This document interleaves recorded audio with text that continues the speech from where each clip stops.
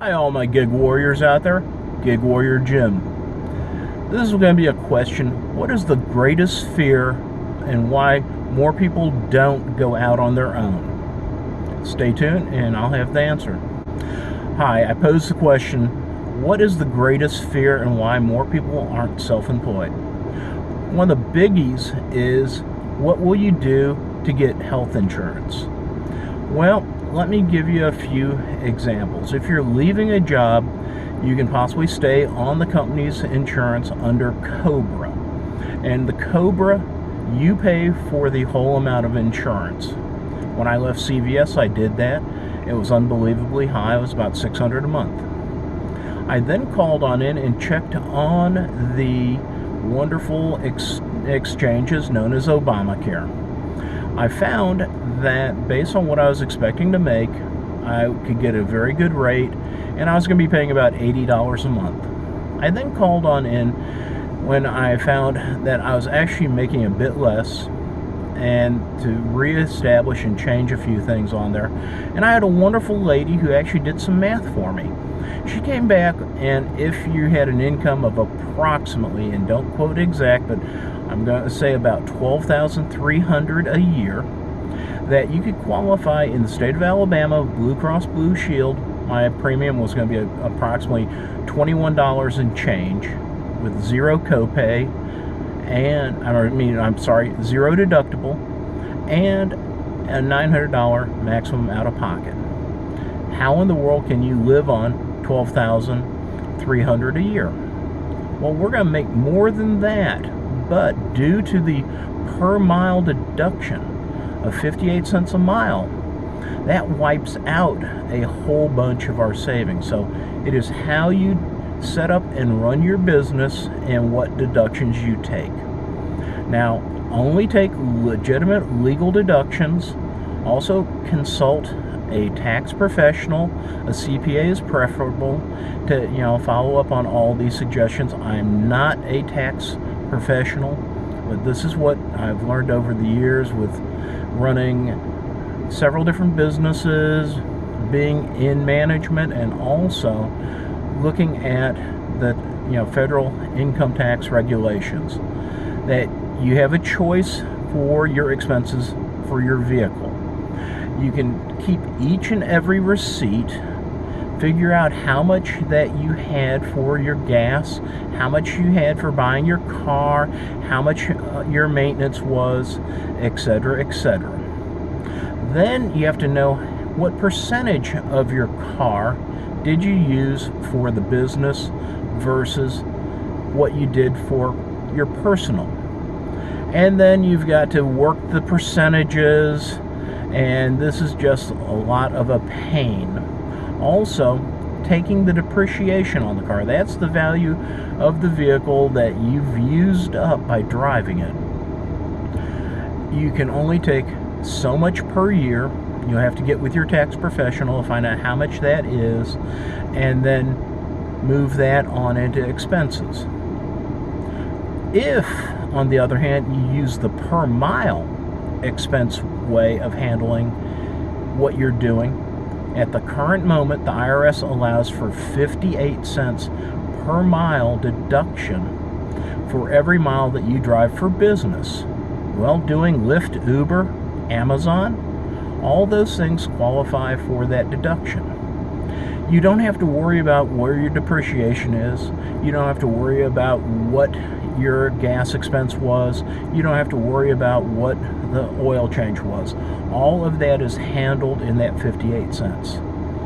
My little car I bought for approximately $5,800, put about $1,000 in with my mechanics expenses, and then a couple $100 on seat covers and detailing. About $7,000 into the car, drove it for 50,000 miles. Let's just say only 40,000 of those 50 were for Uber, Lyft, Amazon, etc. And let's just keep math simple and say only 50 cents a mile deduction, because I'm going to keep something real simple here. That means I have a $20,000 deduction for mileage expense.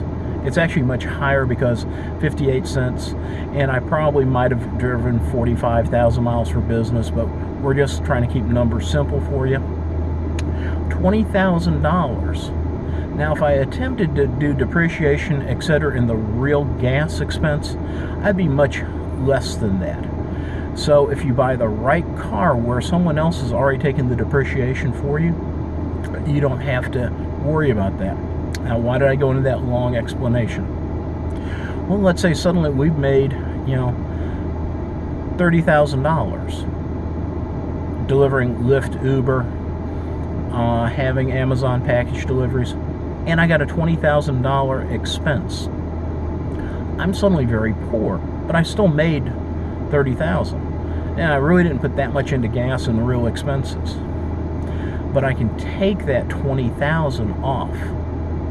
So suddenly you can get that Obamacare insurance very reasonably.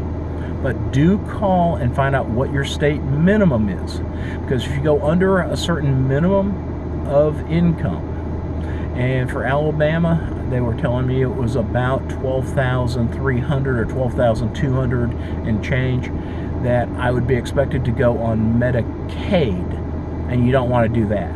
So even if you may have to come out of pocket a little bit, you want to make sure that you make the minimum amount of money and declare that on your taxes. So that takes care of one of the big things on why you might leave a company job, because a lot of people are very scared to leave their company job because of that insurance. And then they say, well, what about my retirement? There is a SEP IRA, and that is for self-employed. You have a higher ability to take more money on out, and that with that you can then have your retirement. Remember, you are in charge of your life. You can make this work. You just have to have the courage, and I do recommend getting professionals, having an accountant, having a great financial planner will ease all these. But have the courage to step out and take on the world, and you can do great doing your own gig. I was taking one of my clients, picked them on up, and they were talking about how they were wanting to get out of their job. They were doing some stuff on the side, doing some freelance work. And that's another thing. You don't have to limit yourself to only driving a car, doing Postmates, doing Uber, doing Grubhub, or doing Amazon.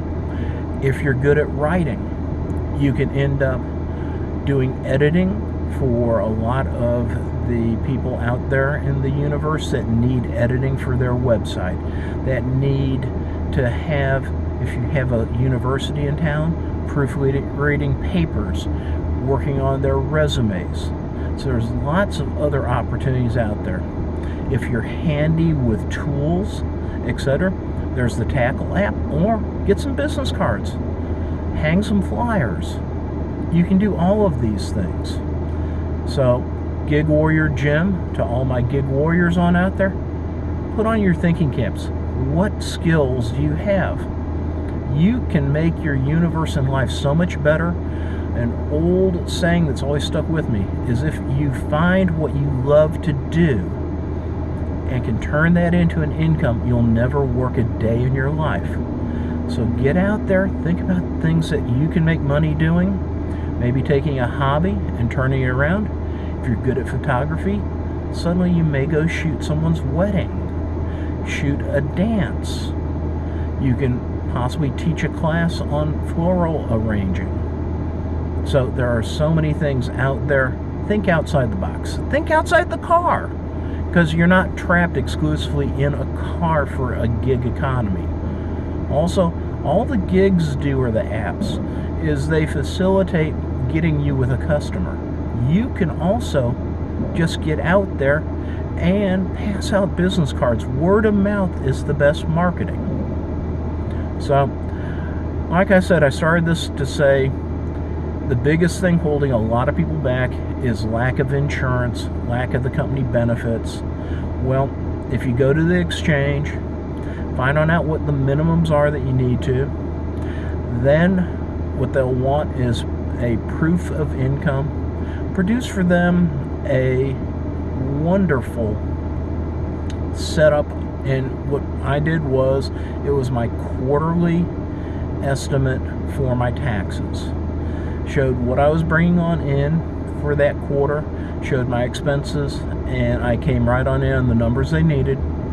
And then I was issued the correct amount of insurance, how to go buy it through the marketplace. So just call the marketplace. It's an 800 number, and that'll be your first step.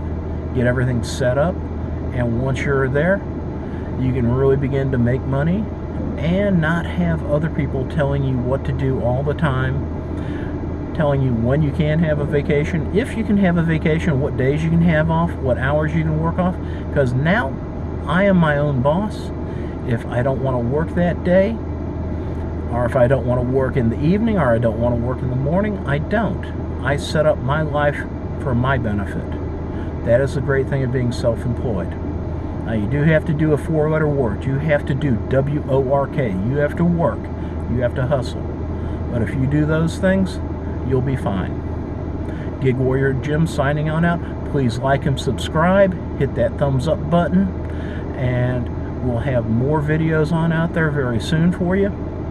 Remember, the gig life is a wonderful life.